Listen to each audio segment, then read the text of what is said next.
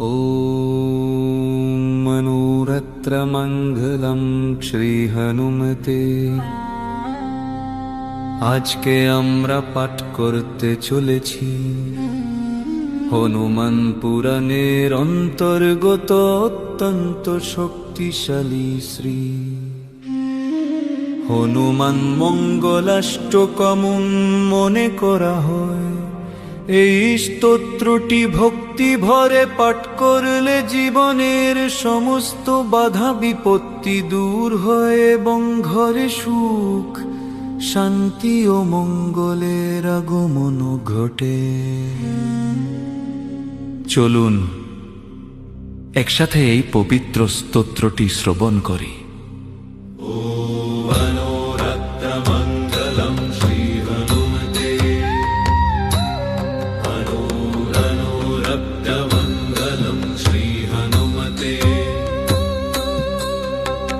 वैशाखे मासि कृष्ण्यां च दशम्यां मन्दवासरे पूर्वाभाद्रप्रसूताय मङ्गलं श्रीहनुमते। हनुमत्सदृशो देवो न भूतो न भविष्यति तस्य पादयुगनित्यं मङ्गलं श्रीहनुमते। अंजनागर्भसम्भूतं कपीन्द्रं सचिवोत्तमं रामप्रियं नमस्यामि मङ्गलं श्रीहनुमते। पञ्चास्यं च महारौत्रं हिक्षगनं च भयापहं सीताशोकहरं वन्दे मङ्गलं श्रीहनुमते। सर्वलोकैकनाथाय मारुताय महात्मने संसारपाशमुक्ताय मङ्गलं श्रीहनुमते। कपिराजाय महते कामरूपाय धीमते ब्रह्मचर्यस्वरूपाय मङ्गलं श्रीहनुमते। लङ्कादाहकदक्षाय रामदूतय धीमते सर्वविघ्नविनाशाय मङ्गलं श्रीहनुमते। इदं मङ्गलाष्टकं पुण्यं यः पठेत् श्रद्धान्वितः सर्वकष्टैर्विनिर्मुक्तः स याति परमां गतिम्।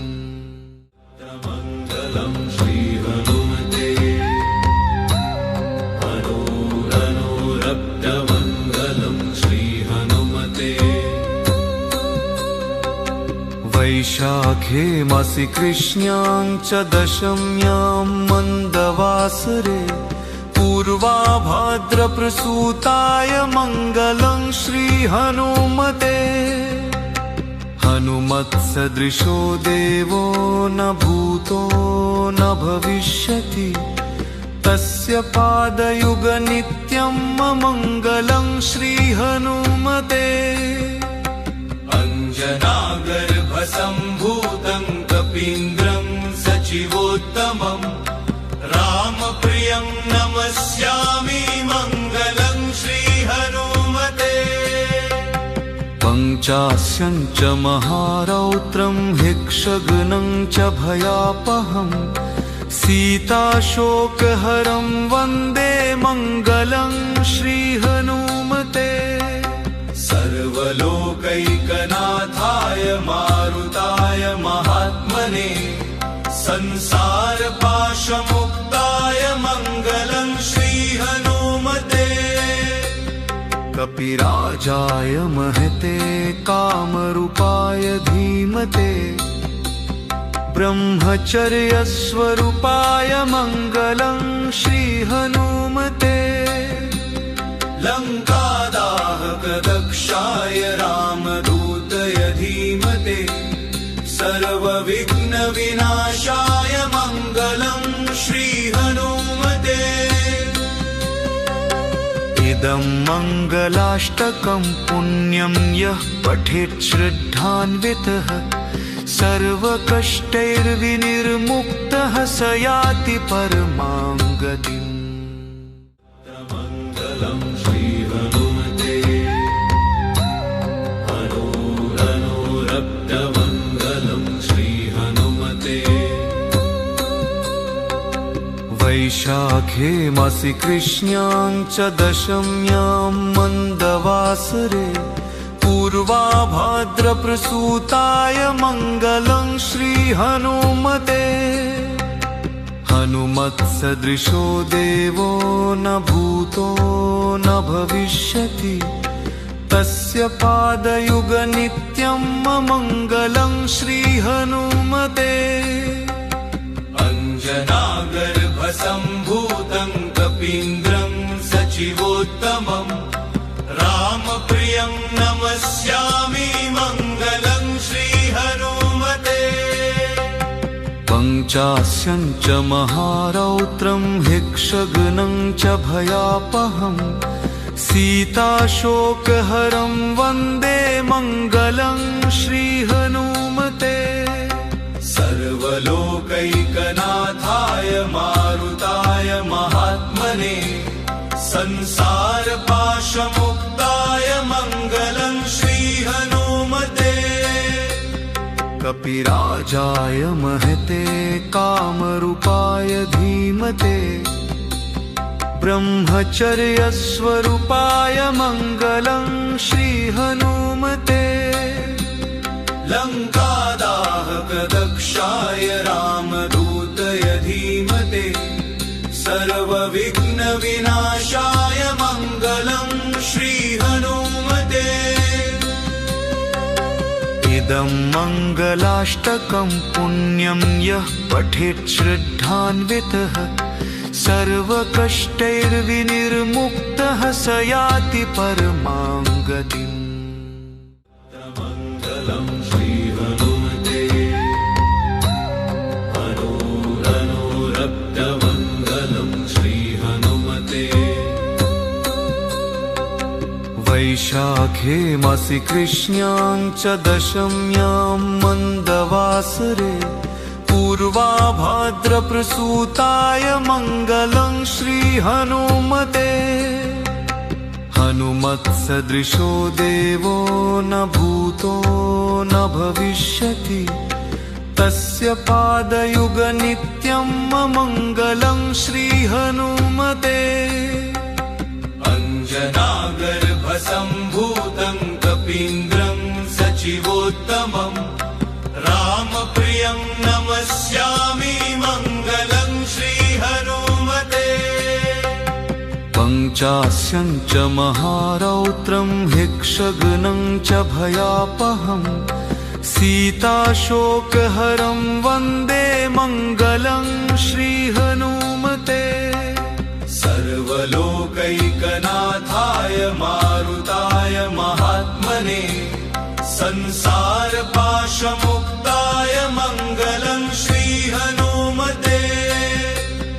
कपिराजाय महते कामरूपाय धीमते ब्रह्मचर्यस्वरूपाय मङ्गलं श्रीहनुमते। लङ्कादाहकदक्षाय रामदूतय धीमते सर्वविघ्नविनाशाय मङ्गलं श्रीहनुमते। इदं मङ्गलाष्टकं पुण्यं यः पठेत् श्रद्धान्वितः सर्वकष्टैर्विनिर्मुक्तः स याति परमां गतिम्। मङ्गलं श्रीहनुमते हनूरनुरक्तमङ्गलं श्रीहनुमते। वैशाखे मासि कृष्ण्यां च दशम्यां मन्दवासरे पूर्वाभाद्रप्रसूताय मङ्गलं श्रीहनुमते। हनुमत्सदृशो देवो न भूतो न भविष्यति तस्य पादयुगनित्यं मङ्गलं श्रीहनुमते। अञ्जनागर्भसम्भूतं कपीन्द्रं सचिवोत्तमम् रामप्रियं नमस्यामि मङ्गलं श्रीहनुमते पञ्चास्यं च महारौद्रं हिक्षगनं च भयापहम् सीताशोकहरं वन्दे मङ्गलं श्रीहनुमते सर्वलोकैकनाथाय मारुताय महात्मने संसारपाशमुक्ताय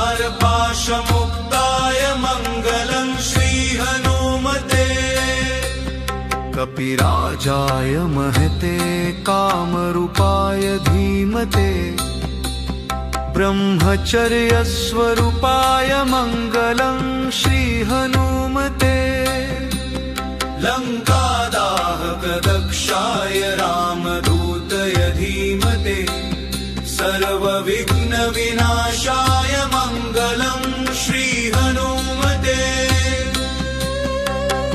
इदं मङ्गलाष्टकं पुण्यं यः पठेत् श्रद्धान्वितः सर्वकष्टैर्विनिर्मुक्तः स याति परमां गतिम् मङ्गलं श्रीहनुमते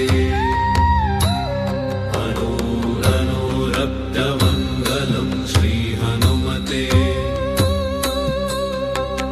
वैशाखे मासि कृष्ण्यां च दशम्यां मन्दवासरे पूर्वाभाद्रप्रसूताय मङ्गलं श्रीहनुमते हनुमत्सदृशो देवो न भूतो न भविष्यति तस्य पादयुगनित्यं मङ्गलं श्रीहनुमते अञ्जनागर्भसम्भूतं कपीन्द्रं सचिवोत्तमम् रामप्रियं नमस्यामि मङ्गलं श्रीहनुमते पञ्चास्यं च महारौद्रं हिक्षगनं च भयापहम् सीताशोकहरं वन्दे मङ्गलं श्रीहनुमते सर्वलोकैकनाथाय मारुताय महात्मने संसारपाशमुक्ताय मङ्गलं श्रीहनुमते कपिराजाय महते कामरूपाय धीमते ब्रह्मचर्यस्वरूपाय मङ्गलं श्रीहनुमते लङ्कादाहकदक्षाय रामदूतय धीमते सर्वविघ्नविनाशाय मङ्गलं श्रीहनुमते इदं मङ्गलाष्टकं पुण्यं यः पठेत् श्रद्धान्वितः सर्वकष्टैर्विनिर्मुक्तः स याति परमां गतिम् मङ्गलं श्रीहनुमते अनूरक्तमङ्गलं श्रीहनुमते वैशाखे मासि कृष्ण्यां च दशम्यां मन्दवासरे पूर्वाभाद्रप्रसूताय मङ्गलं श्रीहनुमते हनुमत्सदृशो देवो न भूतो न भविष्यति तस्य पादयुगनित्यं मङ्गलं श्रीहनुमते अञ्जनागर्भसम्भूतं कपीन्द्रं सचिवोत्तमम् रामप्रियं नमस्यामि मङ्गलं श्रीहनुमते पञ्चास्यं च महारौद्रं हिक्षगनं च भयापहम् सीताशोकहरं वन्दे मङ्गलं श्रीहनुमते सर्वलोकैकनाथाय मारुताय महात्मने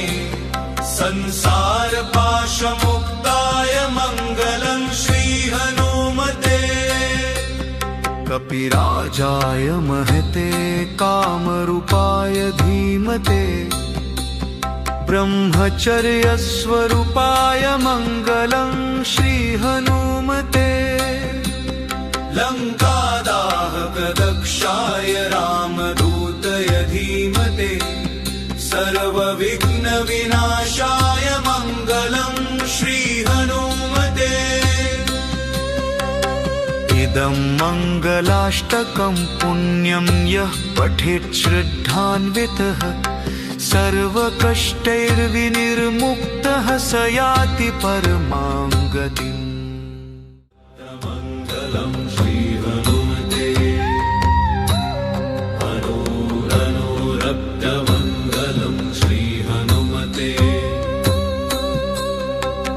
वैशाखे मासि कृष्ण्यां च दशम्यां मन्दवासरे पूर्वाभाद्रप्रसूताय मङ्गलं श्रीहनुमते हनुमत्सदृशो देवो न भूतो न भविष्यति तस्य पादयुगनित्यं मङ्गलं श्रीहनुमते अञ्जनागर्भसम्भूतं कपीन्द्रं सचिवोत्तमम् रामप्रियं नमस्यामि मङ्गलं श्रीहनुमते पञ्चास्यं च महारौद्रं हिक्षगनं च भयापहं सीताशोकहरं वन्दे मङ्गलं श्रीहनुमते सर्वलोकैकनाथाय मारुताय महात्मने संसारपाशमुक्ताय मङ्गलं श्रीहनुमते कपिराजाय महते कामरूपाय धीमते ब्रह्मचर्यस्वरूपाय मङ्गलं श्रीहनुमते लङ्कादाहकदक्षाय रामदूतय धीमते सर्वविघ्नविनाशाय मङ्गलं श्रीहनुमते इदं मङ्गलाष्टकं पुण्यं यः पठेत् श्रद्धान्वितः सर्वकष्टैर्विनिर्मुक्तः स याति परमां गतिम् मङ्गलं श्रीहनुमते अनुरक्तमङ्गलं श्रीहनुमते वैशाखे मासि कृष्ण्यां च दशम्यां मन्दवासरे पूर्वाभाद्रप्रसूताय मङ्गलं श्रीहनुमते हनुमत्सदृशो देवो न भूतो न भविष्यति तस्य पादयुगनित्यं मङ्गलं श्रीहनुमते अञ्जनागर्भसम्भूतं कपीन्द्रं सचिवोत्तमम् रामप्रियं नमस्यामि मङ्गलं श्रीहनुमते पञ्चास्यं च महारौद्रं हिक्षगनं च भयापहं सीताशोकहरं वन्दे मङ्गलं श्रीहनुमते सर्वलोकैकनाथाय मारुताय महात्मने संसारपाशमुक्ताय मङ्गलं श्रीहनुमते कपिराजाय महते कामरूपाय धीमते ब्रह्मचर्यस्वरूपाय मङ्गलं श्रीहनुमते लङ्कादाहकदक्षाय रामदूतय धीमते सर्वविघ्नविनाशाय मङ्गलं श्रीहनुमते इदं मङ्गलाष्टकं पुण्यं यः पठेत् श्रद्धान्वितः सर्वकष्टैर्विनिर्मुक्तः स याति परमां गतिम् मङ्गलं श्रीहनुमते अनुरक्तमङ्गलं श्रीहनुमते वैशाखे वैशाखे मासि कृष्ण्यां च दशम्यां मन्दवासरे पूर्वाभाद्रप्रसूताय मङ्गलं श्रीहनुमते। हनुमत्सदृशो देवो न भूतो न भविष्यति, तस्य पादयुगनित्यं मङ्गलं श्रीहनुमते। अञ्जनागर्भसम्भूतं कपीन्द्रं सचिवोत्तमं रामप्रियं नमस्यामि मङ्गलं श्रीहनुमते। पञ्चास्यं च महारौत्रं हिक्षगनं च भयापहं सीताशोकहरं वन्दे मङ्गलं श्रीहनुमते। सर्वलोकैकनाथाय मारुताय महात्मने संसारपाशमुक्ताय मङ्गलं श्रीहनुमते। कपिराजाय महते कामरूपाय धीमते, ब्रह्मचर्यस्वरूपाय मङ्गलं श्रीहनुमते। लङ्कादाहकदक्षाय रामदूतय धीमते, सर्वविघ्नविनाशाय मङ्गलं श्रीहनुमते। इदं मङ्गलाष्टकं पुण्यं यः पठेत् श्रद्धान्वितः सर्वकष्टैर्विनिर्मुक्तः स याति परमां गतिम्। मङ्गलं श्रीहनुमते, अनुरक्तमङ्गलं श्रीहनुमते। वैशाखे मासि कृष्ण्यां च दशम्यां मन्दवासरे पूर्वाभाद्रप्रसूताय मङ्गलं श्रीहनुमते। हनुमत्सदृशो देवो न भूतो न भविष्यति, तस्य पादयुगनित्यं मङ्गलं श्रीहनुमते। अञ्जनागर्भसम्भूतं कपीन्द्रं सचिवोत्तमं रामप्रियं नमस्यामि मङ्गलं श्रीहनुमते। पञ्चास्यं च महारौत्रं हिक्षगनं च भयापहं सीताशोकहरं वन्दे मङ्गलं श्रीहनुमते। सर्वलोकैकनाथाय मारुताय महात्मने संसारपाशमुक्ताय मङ्गलं श्रीहनुमते।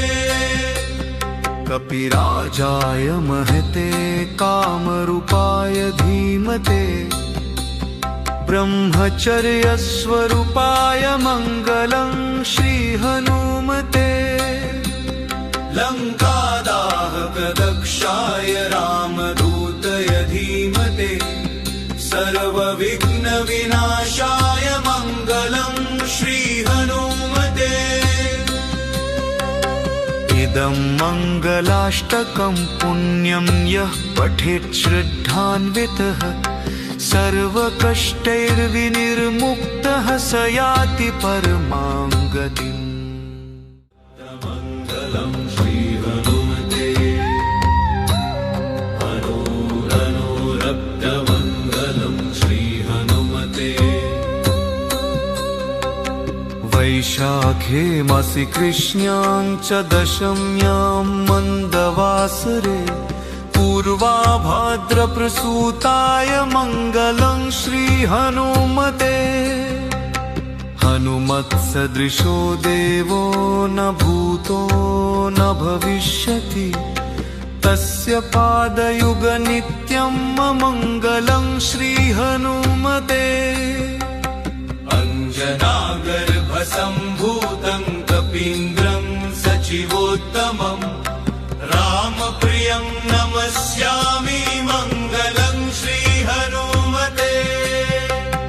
पञ्चास्यं च महारौत्रं हिक्षगनं च भयापहं सीताशोकहरं वन्दे मङ्गलं श्रीहनुमते सर्वलोकैकनाथाय मारुताय महात्मने संसारपाशमुक्ताय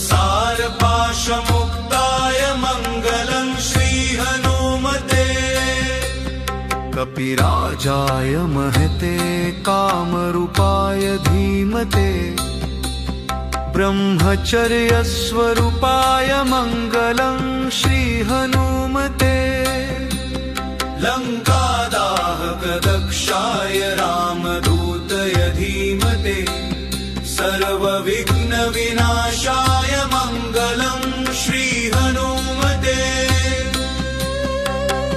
इदं मङ्गलाष्टकं पुण्यं यः पठेत् श्रद्धान्वितः सर्वकष्टैर्विनिर्मुक्तः स याति परमां गतिम् मङ्गलं श्रीहनुमते अनोरक्तमङ्गलं श्रीहनुमते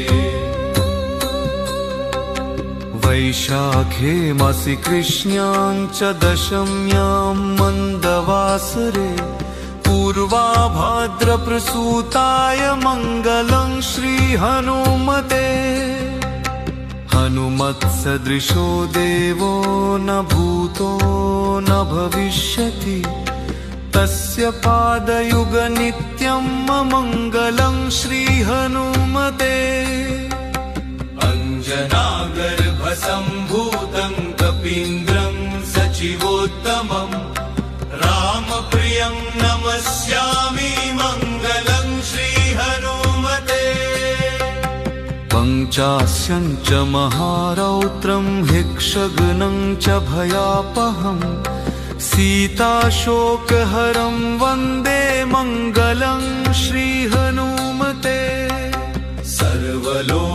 सर्वलोकैकनाथाय मारुताय महात्मने संसारपाशमुक्ताय मङ्गलं श्रीहनुमते कपिराजाय महते कामरूपाय धीमते ब्रह्मचर्यस्वरूपाय मङ्गलं श्रीहनुमते लङ्कादाहकदक्षाय रामदूतय धीमते सर्वविघ्नविनाशाय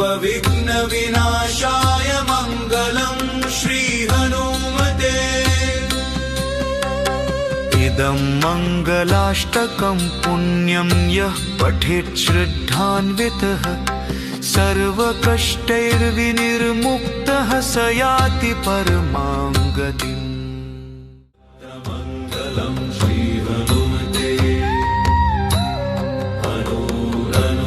अनोरक्तमङ्गलं श्रीहनुमते वैशाखे मासि कृष्ण्यां च दशम्यां मन्दवासरे पूर्वाभाद्रप्रसूताय मङ्गलं श्रीहनुमते हनुमत्सदृशो देवो न भूतो न भविष्यति तस्य पादयुगनित्यं मङ्गलं श्रीहनुमते अञ्जनागर्भसम्भूतं कपीन्द्रं सचिवोत्तमं रामप्रियं नमस्यामि मङ्गलं श्रीहनुमते पञ्चास्यं च महारौद्रं हिक्षगनं च भयापहं सीताशोकहरं वन्दे मङ्गलं श्रीहनुमते सर्वलोकैकनाथाय मारुताय महात्मने संसारपाशमुक्ताय मङ्गलं श्रीहनुमते कपिराजाय महते कामरूपाय धीमते ब्रह्मचर्यस्वरूपाय मङ्गलं श्रीहनुमते लङ्कादाहकदक्षाय रामदूतय धीमते सर्वविघ्नविनाशाय मङ्गलं श्रीहनुमते इदं मङ्गलाष्टकं पुण्यं यः पठेत् श्रद्धान्वितः सर्वकष्टैर्विनिर्मुक्तः स याति परमां गतिम्। मङ्गलं श्रीहनुमते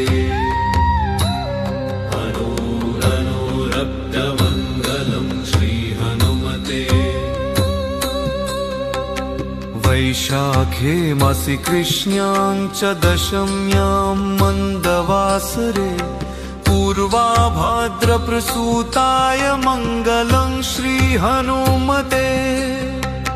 हनुमत्सदृशो देवो न भूतो न भविष्यति तस्य पादयुगनित्यं मङ्गलं श्रीहनुमते। अञ्जनागर्भसम्भूतं कपीन्द्रं सचिवोत्तमं रामप्रियं नमस्यामि मङ्गलं श्रीहनुमते।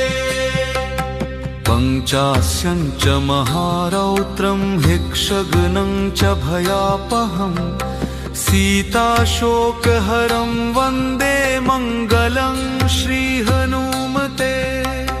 सर्वलोकैकनाथाय मारुताय महात्मने संसारपाशमुक्ताय मङ्गलं श्रीहनुमते। कपिराजाय महते कामरूपाय धीमते ब्रह्मचर्यस्वरूपाय मङ्गलं श्रीहनुमते। लङ्कादाहकदक्षाय रामदूतय धीमते सर्वविघ्नविनाशाय मङ्गलं श्रीहनुमते।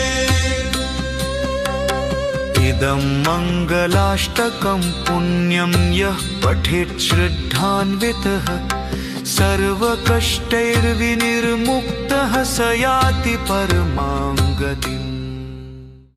मङ्गलं श्रीहनुमते हनूरनुरक्तमङ्गलं श्रीहनुमते। वैशाखे मासि कृष्ण्यां च दशम्यां मन्दवासरे पूर्वाभाद्रप्रसूताय मङ्गलं श्रीहनुमते।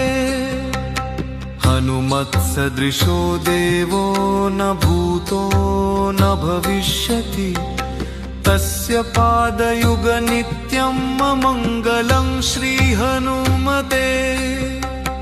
अञ्जनागर्भसम्भूतं कपीन्द्रं सचिवोत्तमं रामप्रियं नमस्यामि मङ्गलं श्रीहनुमते। पञ्चास्यं च महारौत्रं हिक्षगनं च भयापहं सीताशोकहरं वन्दे मङ्गलं श्रीहनुमते। सर्वलोकैकनाथाय मारुताय महात्मने संसारपाशमुक्ताय मङ्गलं श्रीहनुमते। कपिराजाय महते कामरूपाय धीमते ब्रह्मचर्यस्वरूपाय मङ्गलं श्रीहनुमते। लङ्कादाहकदक्षाय रामदूतय धीमते सर्वविघ्नविनाशाय मङ्गलं श्रीहनुमते। इदं मङ्गलाष्टकं पुण्यं यः पठेत् श्रद्धान्वितः सर्वकष्टैर्विनिर्मुक्तः स याति परमां गतिम्। मङ्गलं श्रीहनुमते हनूरनुरक्तमङ्गलं श्रीहनुमते। वैशाखे मासि कृष्ण्यां च दशम्यां मन्दवासरे पूर्वाभाद्रप्रसूताय मङ्गलं श्रीहनुमते।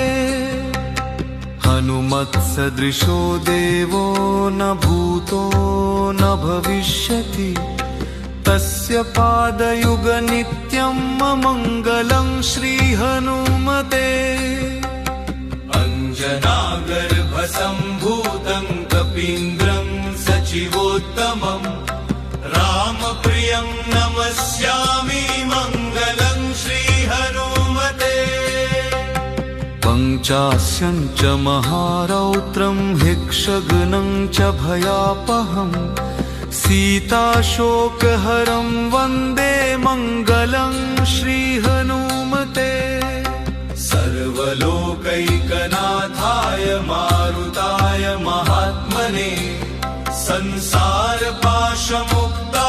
मङ्गलं श्रीहनुमते कपिराजाय महते कामरूपाय धीमते ब्रह्मचर्यस्वरूपाय मङ्गलं श्रीहनुमते लङ्कादाहकदक्षाय रामदूतय धीमते सर्वविघ्नविनाशाय मङ्गलं श्रीहनुमते इदं मङ्गलाष्टकं पुण्यं यः पठेत् श्रद्धान्वितः सर्वकष्टैर्विनिर्मुक्तः स याति परमां गतिम् मङ्गलं श्रीहनुमते अनुरक्तमङ्गलं श्रीहनुमते वैशाखे मासि कृष्ण्यां च दशम्यां मन्दवासरे पूर्वाभाद्रप्रसूताय मङ्गलं श्रीहनुमते हनुमत्सदृशो देवो न भूतो न भविष्यति तस्य पादयुगनित्यं मङ्गलं श्रीहनुमते अञ्जनागर्भसम्भूतं कपीन्द्रं सचिवोत्तमम् रामप्रियं नमस्यामि मङ्गलं श्रीहनुमते पञ्चास्यं च महारौद्रं हिक्षगनं च भयापहम् सीताशोकहरं वन्दे मङ्गलं श्रीहनुमते सर्वलोकैकनाथाय मारुताय महात्मने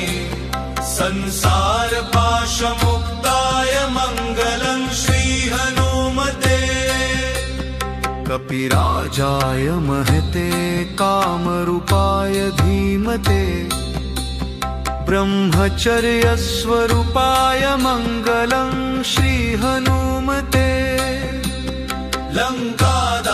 लङ्कादाहकदक्षाय रामदूतय धीमते सर्वविघ्नविनाशाय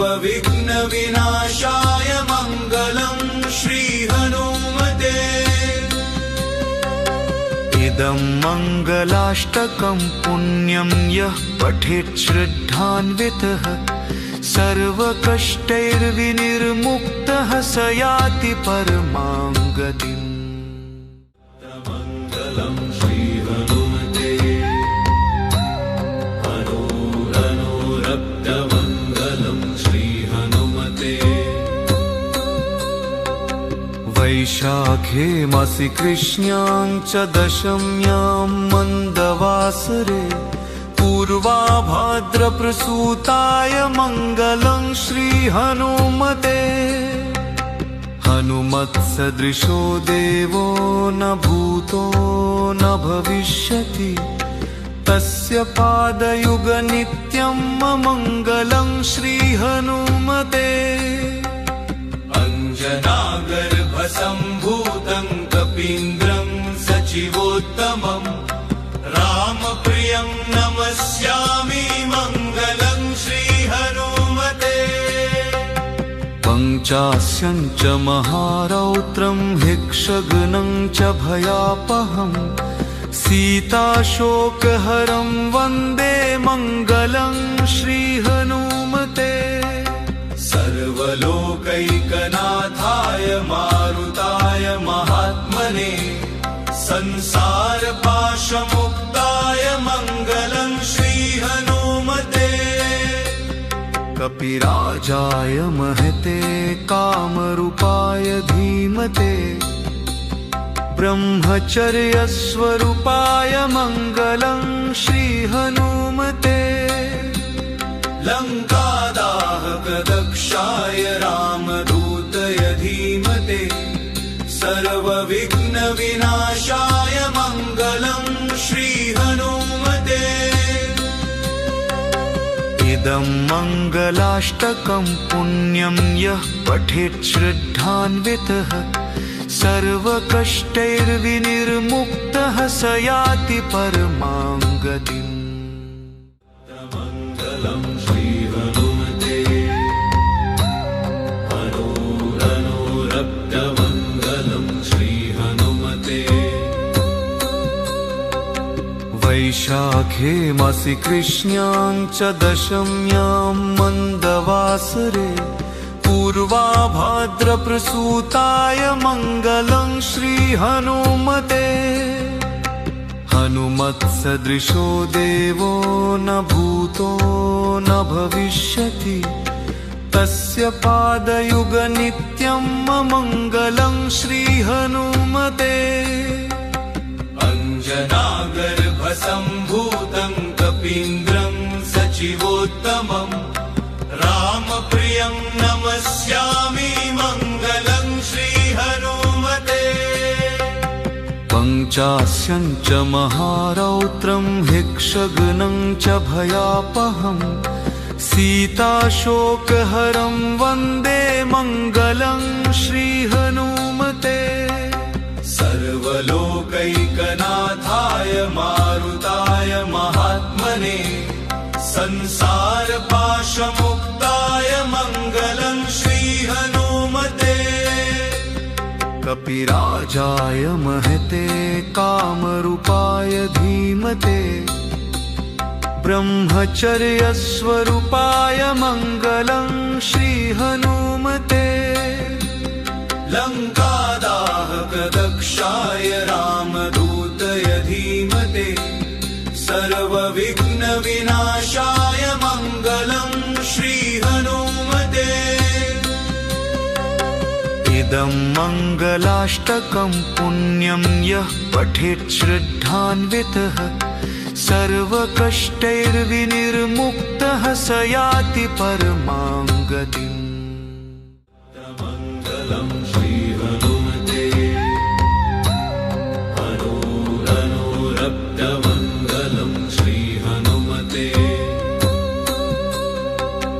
वैशाखे मासि कृष्ण्यां च दशम्यां मन्दवासरे पूर्वाभाद्रप्रसूताय मङ्गलं श्रीहनुमते हनुमत्सदृशो देवो न भूतो न भविष्यति तस्य पादयुगनित्यं मङ्गलं श्रीहनुमते अञ्जनागर्भसम्भूतं कपीन्द्रं सचिवोत्तमं रामप्रियं नमस्यामि मङ्गलं श्रीहनुमते पञ्चास्यं च महारौद्रं हिक्षगनं च भयापहं सीताशोकहरं वन्दे मङ्गलं श्रीहनुमते सर्वलोकैकनाथाय मारुताय महात्मने संसारपाशमुक्ताय मङ्गलं श्रीहनुमते कपिराजाय महते कामरूपाय धीमते ब्रह्मचर्यस्वरूपाय मङ्गलं श्रीहनुमते लङ्कादाहकदक्षाय रामदूतय धीमते सर्वविघ्नविनाशाय मङ्गलं श्रीहनुमते इदं मङ्गलाष्टकं पुण्यं यः पठेत् श्रद्धान्वितः सर्वकष्टैर्विनिर्मुक्तः स याति परमां गतिम् मङ्गलं श्रीहनुमते हनूरनुरक्तमङ्गलं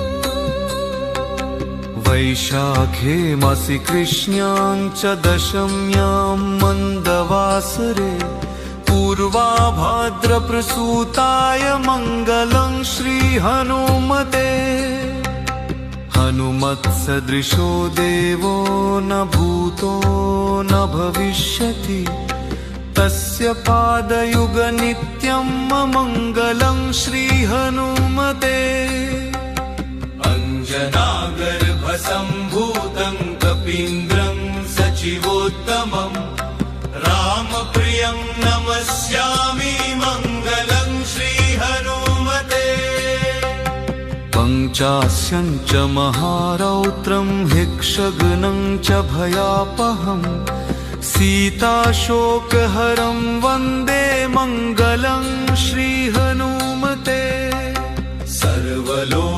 सर्वलोकैकनाथाय मारुताय महात्मने संसारपाशमुक्ताय मङ्गलं श्रीहनुमते कपिराजाय महते कामरूपाय धीमते ब्रह्मचर्यस्वरूपाय मङ्गलं श्रीहनुमते लङ्कादाहकदक्षाय रामदूतय धीमते सर्वविघ्नविनाशाय मङ्गलं श्रीहनुमते इदं मङ्गलाष्टकं पुण्यं यः पठेत् श्रद्धान्वितः सर्वकष्टैर्विनिर्मुक्तः स याति परमां गतिम् मङ्गलं श्रीहनुमते अनुरक्तमङ्गलं श्रीहनुमते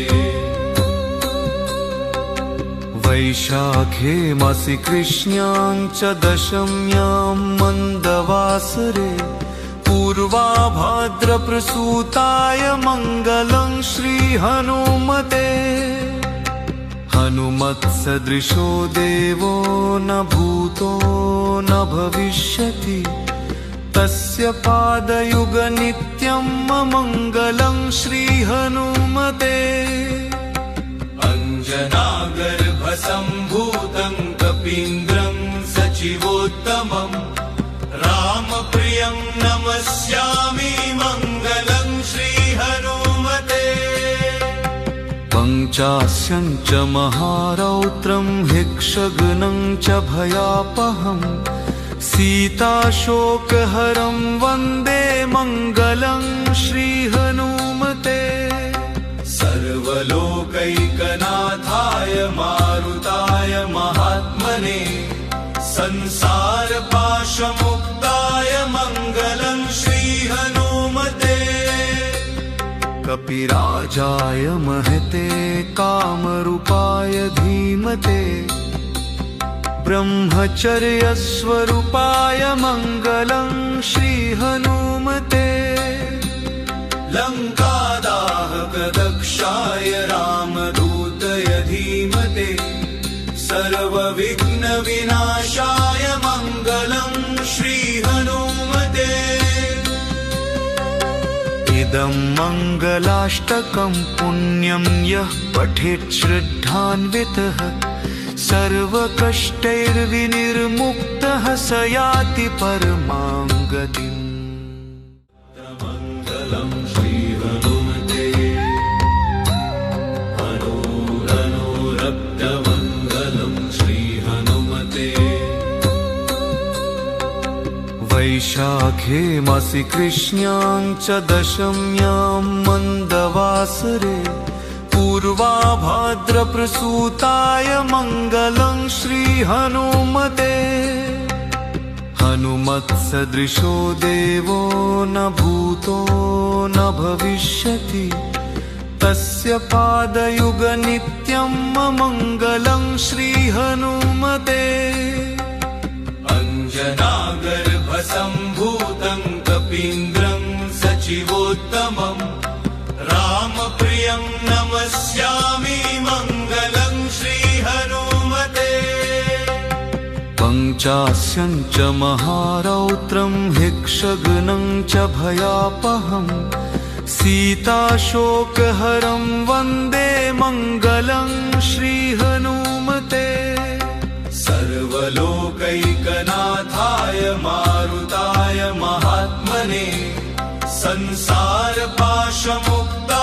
मङ्गलं श्रीहनुमते कपिराजाय महते कामरूपाय धीमते ब्रह्मचर्यस्वरूपाय मङ्गलं श्रीहनुमते लङ्कादाहकदक्षाय रामदूतय धीमते सर्वविघ्नविनाशाय मङ्गलं श्रीहनुमते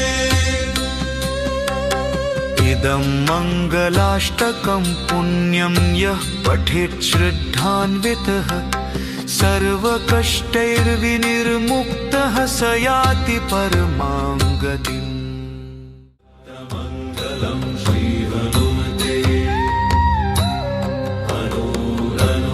अनुरक्तमङ्गलं श्रीहनुमते वैशाखे मासि कृष्ण्यां च दशम्यां मन्दवासरे पूर्वाभाद्रप्रसूताय मङ्गलं श्रीहनुमते हनुमत्सदृशो देवो न भूतो न भविष्यति तस्य पादयुगनित्यं मङ्गलं श्रीहनुमते अञ्जनागर्भसम्भूतं कपीन्द्रं सचिवोत्तमम् रामप्रियं नमस्यामि मङ्गलं श्रीहनुमते पञ्चास्यं च महारौद्रं हिक्षगनं च भयापहं सीताशोकहरं वन्दे मङ्गलं श्रीहनुमते सर्वलोकैकनाथाय मारुताय महात्मने संसारपाशमुक्ताय मङ्गलं श्रीहनुमते कपिराजाय महते कामरूपाय धीमते ब्रह्मचर्यस्वरूपाय मङ्गलं श्रीहनुमते लङ्कादाहकदक्षाय रामदूतय धीमते सर्वविघ्नविनाशाय मङ्गलं श्रीहनुमते इदं मङ्गलाष्टकं पुण्यं यः पठेत् श्रद्धान्वितः सर्वकष्टैर्विनिर्मुक्तः स याति परमां गतिम् मङ्गलं श्रीहनुमते अनुरक्तमङ्गलं श्रीहनुमते वैशाखे मासि कृष्ण्यां च दशम्यां मन्दवासरे पूर्वाभाद्रप्रसूताय मङ्गलं श्रीहनुमते हनुमत्सदृशो देवो न भूतो न भविष्यति तस्य पादयुगनित्यं मङ्गलं श्रीहनुमते अञ्जनागर्भसम्भूतं कपीन्द्रं सचिवोत्तमम् रामप्रियं नमस्यामि मङ्गलं श्रीहनुमते पञ्चास्यं च महारौद्रं हिक्षगनं च भयापहं सीताशोकहरं वन्दे मङ्गलं श्रीहनुमते सर्वलोकैकनाथाय मारुताय महात्मने संसारपाशमुक्ताय मङ्गलं श्रीहनुमते कपिराजाय महते कामरूपाय धीमते ब्रह्मचर्यस्वरूपाय मङ्गलं श्रीहनुमते लङ्कादाहकदक्षाय रामदूतय धीमते सर्वविघ्नविनाशाय मङ्गलं श्रीहनुमते इदं मङ्गलाष्टकं पुण्यं यः पठेत् श्रद्धान्वितः सर्वकष्टैर्विनिर्मुक्तः स याति परमां गतिम्। मङ्गलं श्रीहनुमते हनूरनुरक्तमङ्गलं श्रीहनुमते। वैशाखे मासि कृष्ण्यां च दशम्यां मन्दवासरे पूर्वाभाद्रप्रसूताय मङ्गलं श्रीहनुमते। हनुमत्सदृशो देवो न भूतो न भविष्यति तस्य पादयुगनित्यं मङ्गलं श्रीहनुमते। अञ्जनागर्भसम्भूतं कपीन्द्रं सचिवोत्तमं रामप्रियं नमस्यामि मङ्गलं श्रीहनुमते। पञ्चास्यं च महारौत्रं हिक्षगनं च भयापहं सीताशोकहरं वन्दे मङ्गलं श्रीहनुमते। सर्वलोकैकनाथाय मारुताय महात्मने संसारपाशमुक्ताय मङ्गलं श्रीहनुमते। कपिराजाय महते कामरूपाय धीमते ब्रह्मचर्यस्वरूपाय मङ्गलं श्रीहनुमते। लङ्कादाहकदक्षाय रामदूतय धीमते सर्वविघ्नविनाशाय मङ्गलं श्रीहनुमते। इदं मङ्गलाष्टकं पुण्यं यः पठेत् श्रद्धान्वितः सर्वकष्टैर्विनिर्मुक्तः स याति परमां गतिम्। मङ्गलं श्रीहनुमते हनूरनुरक्तमङ्गलं श्रीहनुमते। वैशाखे मासि कृष्ण्यां च दशम्यां मन्दवासरे पूर्वाभाद्रप्रसूताय मङ्गलं श्रीहनुमते।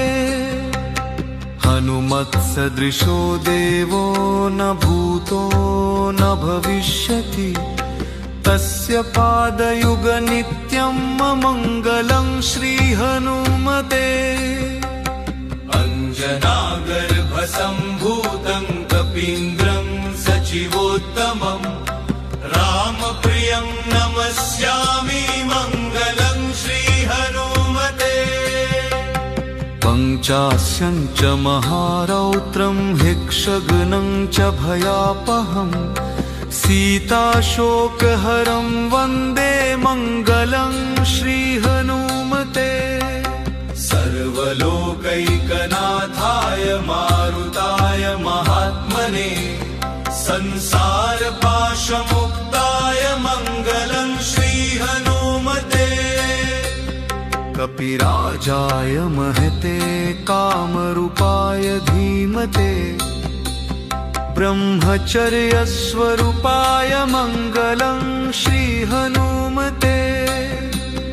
लङ्कादाहकदक्षाय रामदूतय धीमते सर्वविघ्नविनाशाय मङ्गलं श्रीहनुमते। इदं मङ्गलाष्टकं पुण्यं यः पठेत् श्रद्धान्वितः सर्वकष्टैर्विनिर्मुक्तः स याति परमां गतिम्। मङ्गलं श्रीहनुमते हनूरनुरक्तमङ्गलं श्रीहनुमते। वैशाखे मासि कृष्ण्यां च दशम्यां मन्दवासरे पूर्वाभाद्रप्रसूताय मङ्गलं श्रीहनुमते। हनुमत्सदृशो देवो न भूतो न भविष्यति तस्य पादयुगनित्यं मङ्गलं श्रीहनुमते अञ्जनागर्भसम्भूतं कपीन्द्रं सचिवोत्तमं रामप्रियं नमस्यामि मङ्गलं श्रीहनुमते पञ्चास्यं च महारौत्रं हिक्षगनं च भयापहं सीताशोकहरं वन्दे मङ्गलं श्रीहनुमते सर्वलोकैकनाथाय मारुताय महात्मने संसारपाशमुक्ताय मङ्गलं श्रीहनुमते कपिराजाय महते कामरूपाय धीमते ब्रह्मचर्यस्वरूपाय मङ्गलं श्रीहनुमते लङ्कादाहकदक्षाय रामदूतय धीमते सर्वविघ्नविनाशाय मङ्गलं श्रीहनुमते